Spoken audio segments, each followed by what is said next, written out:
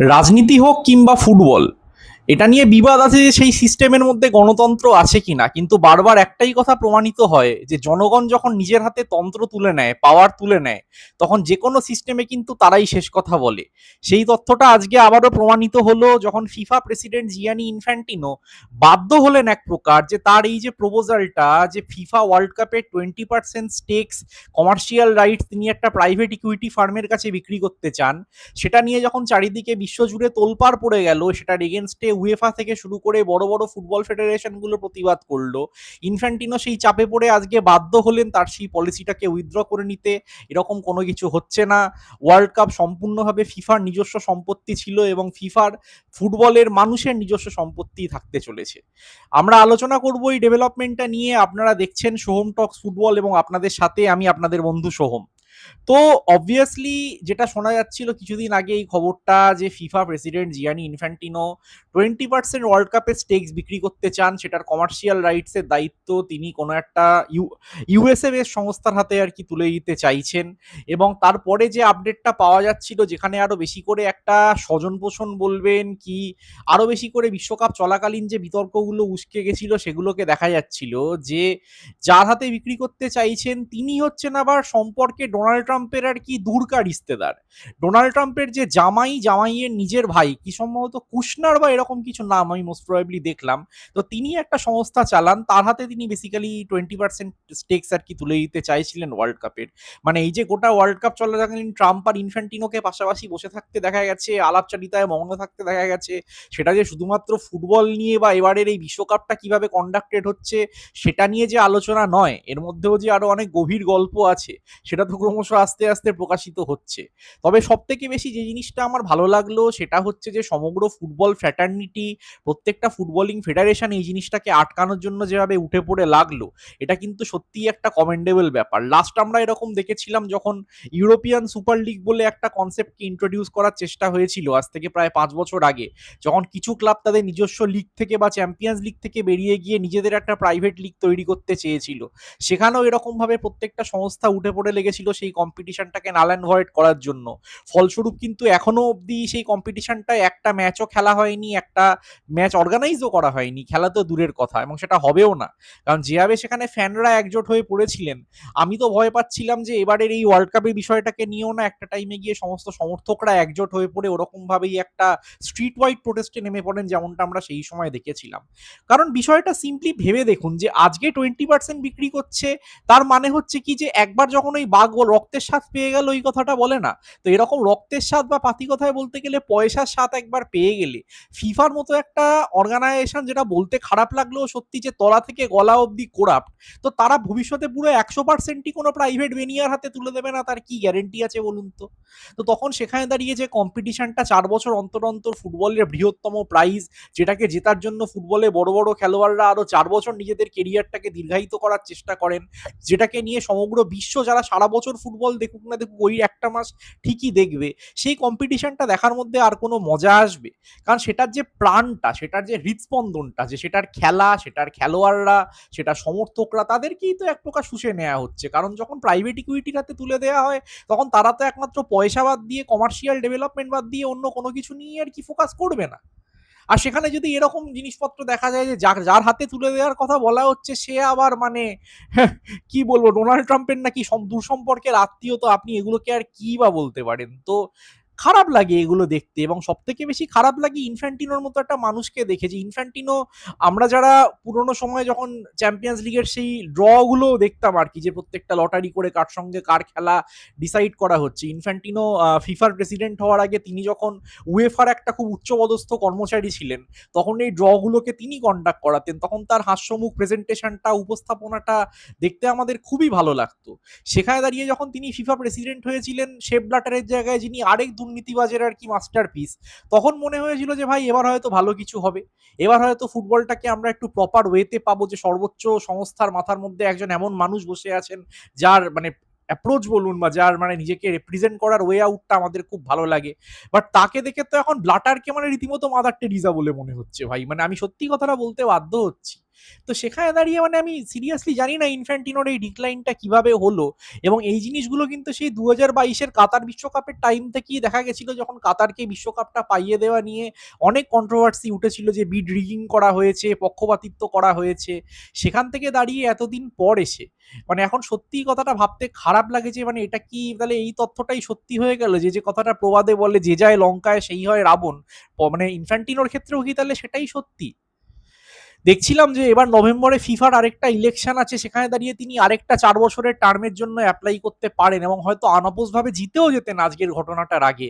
এবং আমি এটা চেক করে দেখছিলাম যে ফিফার প্রেসিডেন্টের যে স্ট্রাকচারটা চিরকাল থেকেছে, যে একজন কেউ প্রেসিডেন্ট যখন হয়েছেন তখন রীতিমতো ফেবিকলের মতো গদিতে আঠা লাগিয়ে বসে পড়ার মতো পরিস্থিতি হয়েছে। 20 বছর, 25 বছর, 30 বছর, 15 বছর, মানে এমনটা না যে ফ্রিকোয়েন্টলি একটা চেঞ্জিং এর গল্প থেকেছে, যে কারণে প্রত্যেকে নিজের কাজ সম্পর্কে সচেতন থেকেছেন যে বস আমি যদি ঠিক করে কাজ না করি, আলটিমেটলি ফুটবলের ডেভেলপমেন্টের কথা না ভাবি, তাহলে আমার জায়গাটা কিন্তু থাকবে না। সেখানে দাঁড়িয়ে এই বিষয়টা তখন তো আরো বেশি করে মনে করে যে আপনি যদি পাওয়ারটাকে নিয়ে অ্যাবসলিউট সার্টেন হয়ে যান যে ভাই যাই পরিস্থিতি হোক বা হুকর হুক আমার পাওয়ার নিয়ে কোনো সন্দেহ নেই, তখন তো কোথাও না কোথাও গিয়ে আপনি করাপশন আসবেই না, তখন তো কোথাও না কোথাও গিয়ে আপনি কাজের বাইরে সমস্ত আকাজের দিকে মন দেবেনই না, যখন আপনি বুঝে যান যে আপনাকে সরানোর কেউ নেই। আর এইখানেই আমার মনে হয় যে ফিফার কিছু একটা চেঞ্জ আনা উচিত, যে 10 বছরের বেশি কেউ পাওয়ারে থাকতে পারবেন না অ্যাজ আ প্রেসিডেন্ট বা অন্যান্য যেসব বড় বড় আর কি সংস্থাগুলো বা পদগুলো আর কি রয়েছে ফিফার কমিটির মধ্যে। কারণ তা না হলে যদি এরকম ভাবে আর কি প্রায় আমৃত্যু থাকার পরিস্থিতি হয়ে যায়, তাহলে যে কেউই করাপ্ট হয়ে যাবে, বড়সে বড় আর কি সত্যবাদী যুধিষ্ঠিরও করাপ্ট হয়ে যাবে। তো সেই জায়গাটা নিয়ে আমার মনে হয় ফিফার ডেফিনেটলি ভাবা উচিত। এখন যা পরিস্থিতি হলো তাতে এ কথাটা সত্যিই বলা মুশকিল যে নভেম্বরে রি ইলেকশনটা পচেত্তিনো জিতবেন কিনা, এবং চারিদিক দিয়ে যেরকম গ্রোয়িং প্রেশার উঠছে, আজকে উয়েফা সর্বপ্রথম এটা জানায় যে যদি এই বিষয়টা আর কি হয় তাহলে তারা তাদের যে 55টা ফুল মানে মেম্বার কান্ট্রি রয়েছে তারা কেউই আর কি ওয়ার্ল্ড কাপে পার্টিসিপেট করবে না। এটাই আমার মনে হয় সব থেকে বড় ধাক্কা ছিল ইনফ্যান্টিনোর জন্য, বারবার পচেত্তিনো বলে ফেলছি কিনা কে জানে, ইনফ্যান্টিনোর জন্য। কারণ ইনফ্যান্টিনো মানে এটা তো সত্যি যে কমার্শিয়াল রাইট যে তিনি বিক্রি করছেন, আলটিমেটলি আপনি ইউরোপের টিমগুলোকে বাদ দিয়ে দিন, তাহলে ব্রাজিল আর্জেন্টিনা বাদ দিয়ে আপনার কাছে আর কমার্শিয়াল ভ্যালুওয়ালা টিম কোথায়? তো সেখানে দাঁড়িয়ে আপনি কমার্স বা ব্যবসাটা পাবেন কোথা থেকে? তারপরে তো কমার্শিয়াল রাইটের প্রশ্ন আসছে। তো সেখানে উয়েফার টিমগুলো একবার ইয়ে করে নেওয়ার পর তাদের সাপোর্টে কনকাফাফের টিমগুলো এগিয়ে এসছে। তাও দেখলাম এশিয়ান ফুটবল ফেডারেশনও মনে হয় এরকম একটা স্টেটমেন্ট দিয়েছিল যে তারাও পার্টিসিপেট করবে না। তো প্রেশারটা যেভাবে গ্রো করছিল তাতে স্বাভাবিকভাবেই এটা জানাই ছিল যে প্ল্যানটার মৃত্যু ঘোষণা হয়েই গেছে, মৃত্যু ঘণ্টা বেজেই গেছে, এবং ফাইনালি আজকে এটা ইনফ্যান্টিনো কনফার্ম করলেন যে সেই প্ল্যানটা পার্টিকুলারলি এগোচ্ছে না, এবং আলটিমেটলি ফিফার 100% স্টেক যেমন এই মুহূর্তে ফিফার কাছেই আছে, সেটা সেভাবেই থাকতে চলেছে। এবং আশা করা যায় যে এই প্রবলেমটা আর কি এখান থেকে রিজলভ হবে। এবং এই জিনিসটা কিন্তু বারবার একটাই কথা প্রমাণ করে দেয়, যে সেই ইউরোপিয়ান সুপার লিগের এক্সাম্পলটাও টেনে আনলাম আর এখন এই ওয়ার্ল্ড কাপের এক্সাম্পলটাও টেনে আনলাম, যে খেলাটাকে নিয়ে এমন কিছু করা যাবে না যেটা সাধারণ মানুষ যাদের জন্য খেলা, যাদের জন্য ফুটবল ফুটবল হয়েছে, বিশ্বের জনপ্রিয়তম স্পোর্টস হয়েছে, যে টিমগুলোর জন্য খেলাটার এত গরিমা, তাদেরকে চটায়। আপনি একা সংস্থার মাথায় বসে আছেন বলে তানাশাহি চালাবেন, যা খুশি তাই ডিসিশন নেবেন, এই সমস্ত অটোক্রেসির কিন্তু জায়গা ভাই সত্যিই নেই, ডিক্টেটরশিপ চলছে না এখানে। তো সেখানে দাঁড়িয়ে কিন্তু চিরকাল এইভাবেই আর কি ফুটবল প্রিভেল করবে, দেশগুলোই প্রিভেল করবে। তো হ্যাটস অফ টু এভরি মানে প্রতিবাদী অর্গানাইজেশন বলি বা কান্ট্রি বলি বা সংস্থা বলি, যারা এই প্ল্যানটাকে আর কি বানচাল করতে সাহায্য করলো, এবং এটা থেকে কিন্তু ভবিষ্যতেও প্রোটেক্ট করতে হবে। কারণ এরকম প্রলোভন আরো আসবে, দুনিয়াটা ক্রমশ পয়সার গোলাম হয়ে যাচ্ছে, সেখানে দাঁড়িয়ে এরকম ভাবে প্রাইভেটাইজেশনের মানে ঝোঁক আরো আসতে চলেছে। সেখানে নিজেদের গ্রাউন্ডটাকে ধরে রাখতে গেলে কিন্তু প্রত্যেককে এরকম ভাবে এগিয়ে আসতে হবে বলেই আমি মনে করি। তো long live football, long live everything, and Infantino দয়া করে এবার আসুন, যেটুকু মান সম্মান আছে সেটাকে নিয়ে যদি আপনার একটু 1%ও মানে বিবেকবোধ বলে কিছু থেকে থাকে, নিজেই রিজাইন করে দিন, ইলেকশনে রি ইলেকশনের জন্য দাঁড়াবেন না, তারা কিন্তু একটু সম্মান নিয়ে হয়তো বিদায় নিতে পারবেন। কারণ তা না হলে আপনারও পরিস্থিতি যদি ব্লাটারের মতো হয়, যে লাস্টে একগাদা দুর্নীতির বোঝা নিয়ে জেল খাটতে হবে কিংবা সমাজ থেকে এক প্রকার সেক্লুডেড হতে হবে, যেমন ব্লাটারকে করে দেওয়া হয়েছিল যে তিনি তার জীবদ্দশায় আর কোনো ফুটবলিং অ্যাসোসিয়েশন বা কোনো কিছুর সঙ্গে অফিসিয়ালি যুক্ত হতে পারবেন না, সেটা কিন্তু সত্যি কথা বলছি খারাপ লাগবে সেই মানুষটার কথা ভেবে, যে মানুষটা সেই চ্যাম্পিয়ন্স লিগের ড্রয়ের প্রেজেন্টেশন বা ইভেন্টগুলোর প্রেজেন্টেশনের একটা সময় আমি ফ্যান ছিলাম। তো এটাই আমার বলার এই টপিকটা নিয়ে। আর ভিডিওটা শেষ করার আগে চেলসি ওরিয়েন্টেড দুটো খবর কভার করে শেষ করতে চাই। প্রথম খবরটা হচ্ছে যে চেলসির যে একটা নির্দিষ্ট ট্রান্সফার ব্যান বা পয়েন্ট রিডাকশনের কথা উঠছিল, সেই বিষয়টা সেভাবে হচ্ছে না। টড বোহেলি যখন 2022 সালে ক্লাবটাকে টেক ওভার করেন রোমান আব্রামোভিচের কাছ থেকে, তখন সেই মুহূর্তে ব্লুকো মানে আমাদের যে সংস্থাটা আর কি ক্লাবটাকে অফিসিয়ালি চালায়, কনসর্টিয়ামটা, তারা নিজেরাই কিছু ফাইন্যান্সিয়াল ইরেগুলারিটিস আর কি এফ এর কাছে রিপোর্ট করেছিল, ইংল্যান্ডের ফুটবল অ্যাসোসিয়েশনের কাছে, যেগুলো আব্রামোভিচের হাতে আর কি হয়েছিল। জানা যায় যে 2011 থেকে 2018-র মধ্যে কিছু ট্রান্সফার ওরিয়েন্টেড বিষয়ে আর কি এজেন্টদেরকে কিছু আর কি এক্সট্রা অফ দ্য বুক টাকা পয়সা পাইয়ে দেওয়ার গল্প এখানে হয়েছিল। সেইটাকে রিপোর্ট করা হয়, কারণ স্বাভাবিক নতুন একটা সংস্থা যখন আসে, তারা যদি এসে দেখে যে কিছু ফাইন্যান্সিয়াল ডিসক্রিপেন্সিস আছে, তখন যদি কোনো রিপোর্ট করার মতো সংস্থা থাকে, তো তারা তাদেরকে নিজে থেকেই রিপোর্ট করে, তাতে পানিশমেন্টের ইয়েটাও একটু কম হয়, প্লাস নিজেরাও আর কি একটা ফেয়ার গ্রাউন্ডে তারা শুরু করতে পারে যে আমরা প্রথমেই এটা দেখতে পেয়ে রিপোর্ট করেছিলাম, খবরটাকে চাপার চেষ্টা করিনি। তো সেটাকে নিয়ে এতদিন ধরে ঝামেলা চলার পর ফাইনালি এটা ডিসাইড হয়েছে যে কোনো পয়েন্ট ডিডাকশন চেলসির করা হচ্ছে না, 10 মিলিয়ন শুধু ফাইন করা হলো এবং একটা 2 উইন্ডো সাসপেন্ডেড ট্রান্সফার ব্যান দেয়া হলো। 2 উইন্ডো সাসপেন্ডেড ট্রান্সফার ব্যান মানে হচ্ছে পরবর্তী দুটো যে উইন্ডো আছে ট্রান্সফার উইন্ডো, সেখানে যদি চেলসি আবার এরকম কিছু ডিসক্রিপেন্সি করে, যেখানে যা ভ্যালু দেখানো হচ্ছে সেই ভ্যালুর বাইরে কিছু বাড়তি খরচা অন রেকর্ড বা অফ দ্য রেকর্ড কোনো প্রমাণ যদি পাওয়া যায়, তাহলে সেখানে চেলসিকে দুটো উইন্ডোর জন্য ট্রান্সফার ব্যান আর কি করা হবে। বাট এখন অবধি সেটা সাসপেন্ডেড, তাই জন্য এখন চেলসির প্লেয়ার কেনাবেচা করতে, প্লেয়ার রেজিস্টার করতে কোনো সমস্যা হবে না। এবার এটাকে নিয়ে আমি দেখছিলাম যে স্বাভাবিকভাবেই রাইভাল ফ্যানরা একটু খোঁচে বোম হয়ে আছেন যে কেন সেটা করা হবে না। রিসেন্ট টাইমসে এভারটন নটিংহ্যাম ফরেস্টের ওই প্রফিট অ্যান্ড সাস্টেনেবিলিটি রুলসের প্রবলেমের জন্য পয়েন্ট ডিডাকশন করা হয়েছে, তাহলে সেখানে চেলসিকে কেন ছেড়ে দেওয়া হলো? তাহলে এই যে সিটির নামের এগেনস্টে যে 115টা চার্জেস আছে, সেটাকেও ক্ষমা করে দেওয়া হবে কিনা? এবার আমার কথা হচ্ছে যে এই জিনিসগুলো তো আমরা চিরকালই দেখে এসেছি যে আলটিমেটলি কিছু হয় না, সেখানে বরাবরই একটা ফাইন করে বা বড়জোর একটা এরকম ট্রান্সফার এম্বার্গো দিয়ে আর কি ছেড়ে দেওয়া হয়। চেলসিও তো ফেস করেছিল 2019 সালে যখন ফ্র্যাঙ্ক ল্যাম্পার্ড করছিলেন, সেবার চেলসির যে ট্রান্সফার ব্যানটা ছিল, যে কারণে একাডেমি থেকে এতগুলো প্লেয়ারকে তুলে এনে চেলসিকে সেই সময় খেলাতে হয়েছিল, ম্যাসন মাউন্ট, রিস জেমস, বিলি গিলমোর, ট্যামি অ্যাব্রাহাম। তো সরি, তো সেরকম ভাবে স্বাভাবিক ওয়েতেই আর কি এবারও এরকম ভাবেই আর কি বিষয়টাকে করা হবে। আর সেখানে যখন ক্লাব নিজে থেকেই বিষয়টাকে রিপোর্ট করেছে আন্ডার নিউ ওনারশিপ, তখন সেখানে এইটুকু গ্রেস মার্কস তো সত্যি কথা বলতে গেলে চেলসি ডিজার্ভ করতো বলেই আমি মনে করি। আমি সমর্থক হয়েও বলছি, আমি তো ডিসিশনটার মধ্যে খুব একটা ভুল কিছু দেখি না, এবং সেখানে তো মাথার উপর একটা খাঁড়ার ঘা ঝুলছেই যে আপনি যদি আবার কিছু এরকম গোলমাল করেন, তাহলে দুটো উইন্ডো ট্রান্সফার আপনাকে ফিউচারে গিয়ে ফেস করতেই হবে, সেটা সাসপেন্ডেড রয়েছে, কেটে যায়নি। তো স্বাভাবিকভাবেই আর কি সেখানে আমার মনে হয় না যে এরকম কোনো পরিস্থিতি সামনে আসতে পারে বলে, বা শাস্তিটা কিছু একটা কম হয়েছে বলে, কারণ চেলসি এই মুহূর্তে ইউরোপে নেই, ফ্রন্ট অফ শার্ট স্পন্সর নেই, স্টেডিয়াম থেকে যে ইনকামটা আসে সেটা প্রিমিয়ার লিগের তথাকথিত টপ 6 ক্লাবের মধ্যে সব থেকে কম। তো সেখানে দাঁড়িয়ে এই মুহূর্তে 10 মিলিয়নও চেলসির কাছে একটা যথেষ্ট বড় অ্যামাউন্ট বলেই আমি মনে করি। তো সেটাও একটা এই মুহূর্তে আমাকে ধরতে হবে যে না, যথেষ্ট মানে নেগেটিভ ভাবেই আর কি সেটা চেলসিকে ইম্প্যাক্ট করবে। তবে বিষয়টা যে অল্পের উপর দিয়ে বেরিয়ে গেল, এটা একটা ডেফিনেটলি বড় মাচা আমি বলবো। আর সেকেন্ড যে পয়েন্টটা আমার অ্যাড্রেস করা, সেটা হচ্ছে মাইখালো মুদ্রিক নিয়ে যে আপডেটটা এসছে, যে মাইখালো মুদ্রিক আমরা সবাই জানি যে 2024 নভেম্বর মাসে তিনি চেলসির হয়ে লাস্ট খেলেছিলেন, এবং তারপর তার একটা ডোপিং সাবস্টেন্স নেওয়ার কারণে আর কি তাকে 4 বছরের জন্য ব্যান করা হয়েছিল। মুদ্রিক সেটার এগেনস্টে অ্যাপিল করেন, এবং সেটার ফলে যে এ স্যাম্পেলটা ছিল সেটা টেস্ট পজিটিভ এসেছিল বলে তাকে ব্যান করা হয়। বি স্যাম্পেলটার টেস্ট তা বাদে আমাদের কাছে কোনো আপডেট আসেনি যে সেটা করা হয়েছিল কি হয়নি।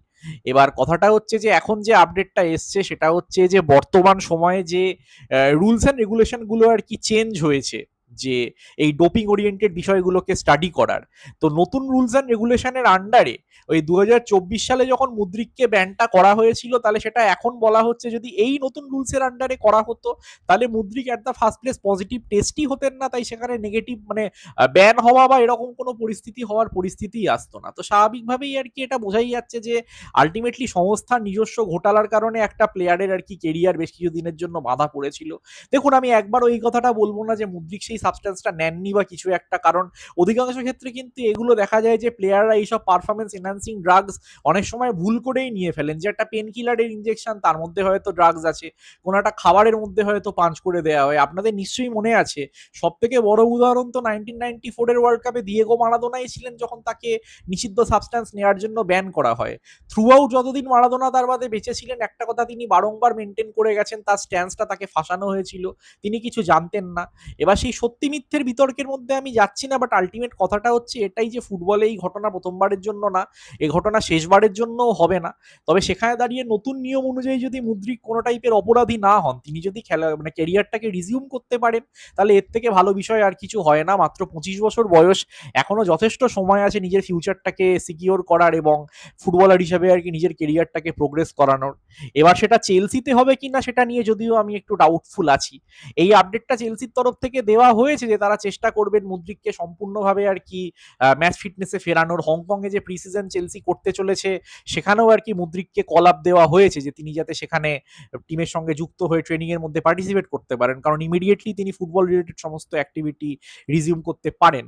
তবে যে প্লেয়ার 20 মাস আর কি ফুটবল খেলেনি, সেই তাকে স্বাভাবিকভাবেই আপনি তো প্রথম থেকেই ফার্স্ট টিমে এক্সপেক্ট করতে পারবেন না। আর মোরওভার যেটা কথা সেটা হচ্ছে, তার আগেও যখন তিনি চেলসির হয়ে যেটুকু টাইমে খেলেছেন, কিছু স্পোরাডিক টাইমে ভালো পারফরমেন্সের বাইরে তিনি কিন্তু সেভাবে চেলসিকে মোটেই কনভিন্স করাতে পারেননি যে যে পয়সাটা চেলসি তার জন্য 2023 জানুয়ারিতে স্পেন্ড করেছিল, সেই প্রাইস ট্যাগটা জাস্টিফাইড বা তিনি চেলসির উইংয়ে একটা লং টার্ম সলিউশন হতে পারেন তার পারফরমেন্স দিয়ে। তো সেখানে আমার যেটা মনে হয় যে চেলসি যদি তাকে বিক্রি করে দিতে পারে তো সব থেকে ভালো। আর যদি বিক্রি নাও বা করে, তাহলে কোথাও একটা লোন টোনে পাঠালে স্ট্রাসবার্গ, চেলসি যেটা সিস্টার ক্লাব রয়েছে সেম ওনারশিপের আন্ডারে, সেখানে যদি লোনে পাঠানো যায় বা এরকম কোনো একটা সলিউশন তার জন্য ট্রান্সফার উইন্ডোটা বন্ধ হওয়ার আগে খুঁজে বার করা যায়, তাহলে আমার মনে হয় সেটা চেলসির জন্য ভালো, প্লেয়ারের জন্যও ভালো। এবার জাবি আলোনসো যদি কোনোভাবে তাও মনে করে থাকেন যে মুদ্রিককে একটা অপশন হিসাবে তিনি দেখছেন, কারণ গার্নাচোকে ছেড়ে দেওয়ার পর আমার কোথাও একটা গিয়ে মনে হয় যে মুদ্রিক আর গার্নাচোর প্রোফাইলটা অনেকটাই সিমিলার, যে নিজেদের পেসের উপর কাজ করে তারা টিমটাকে ইম্প্যাক্ট করতে চান। সেখানে অফ দ্য বেঞ্চের বাইরে আমি তাদেরকে স্টার্টিং রোলে খুব একটা এই ধরনের প্লেয়ারদের দেখতে পাই না।